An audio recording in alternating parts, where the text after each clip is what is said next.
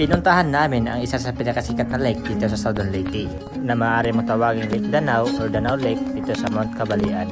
Ang Lake Danau ay matatagpuan mo sa Municipality of San Juan, Province of Southern Leyte.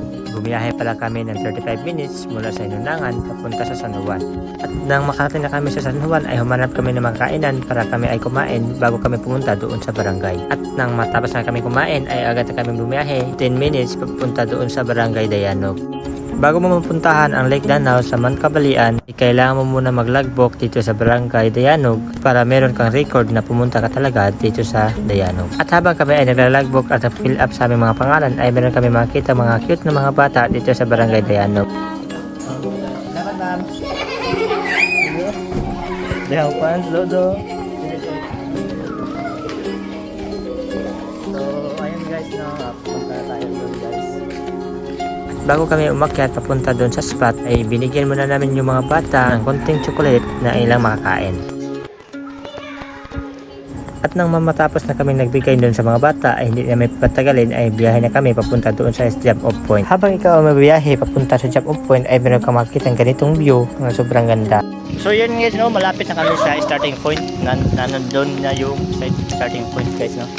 So yun. Dito na kami sa wala ng semento. At sa ilang minuto sa aming biyahe ay nakarating na kami sa starting point. Yun guys, no, dito na tayo sa starting point. So pasimula tayo maglalakad papunta doon sa Lake Danau. So time check is 3:31 ng hapon na guys, no. At sobrang ganda ng panahon. At tara, puntahan natin yung Lake Danau. So 3:31 ng hapon po kami umakyat papunta doon sa Lake Danau. At habang kami ay aakyat papunta doon sa Lake Danau ay na-experience ko din na ma-meet yung fog in front of me na tila pangarap ko lang noon. Nakakala ko sa Baguio lang ma-experience ang ganitong feelings. Puntahan na! We're in Baguio. Ay, so tingnan nyo, na-fog na guys. Sabi lamig dito guys. Yan, clouds yan. Ang paglalakad namin papunta sa spot ay nasa 3 to 6 hours at paglalakad namin papunta doon sa spot. At depende yun sa kasama mo sa mag-hike papunta doon sa Lake Danau. Habang ikaw ay maglalakad papunta sa spot ay kailangan mo mag-ingat kasi baka mahulog ka sa bangin. Dahil merong part na tayong lupid lang ang hawakan mo para makapunta ka doon sa spot. At sa gilid nun ay bangin na pwede mong mahulugan. Woo! Basta makabuhi ka! So fast forward guys ay pagdating namin sa spot ay nag-fog siya guys. Kaya kami ay nag-sit up naman kami ng mahihigaan namin mamayang gabi. Yung tent at hammock yung mahihigaan namin. Kaya guys, we're here sa Lanao Lake Danau sa Mount Cabalian at ito yung sit up namin guys. So magduyan lang kami tapos sila doon magte-tent sila. Time check is 5:12 na ng hapon. So, na-prepare sila. Nagluto na yung iba guys doon, no?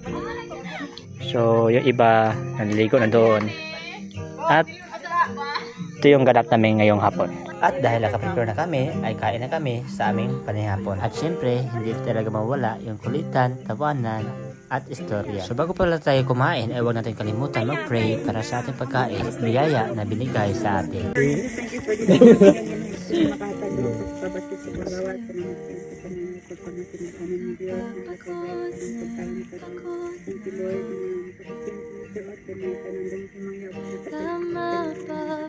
Amen. Happy birthday. Happy birthday. Guys, nagsuha sila. Nagsuha. Gabi, madilim na. Madilim na, madilim. Sobrang nandiyan siya nasa baba.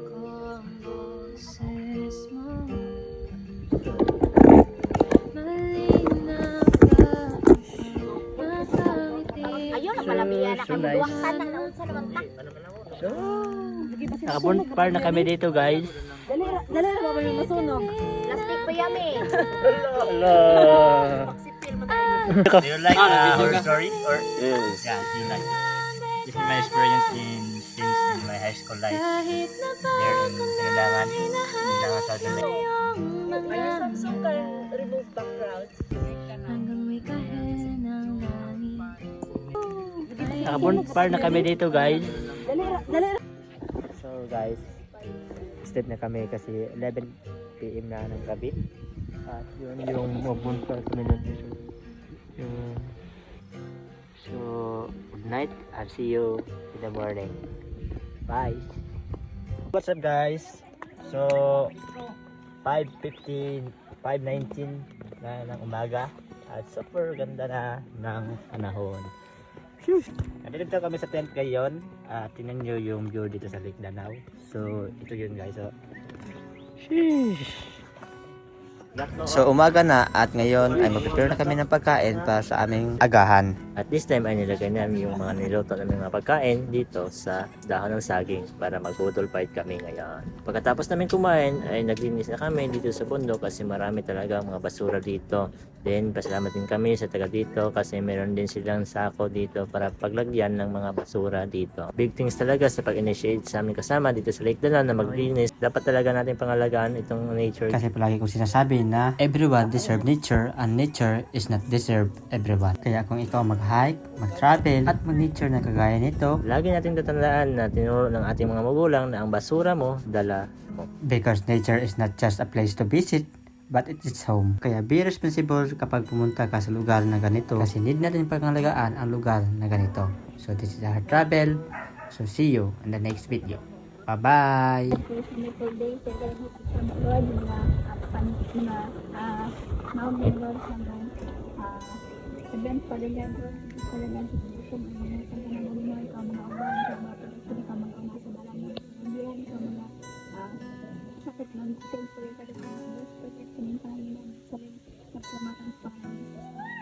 Amen.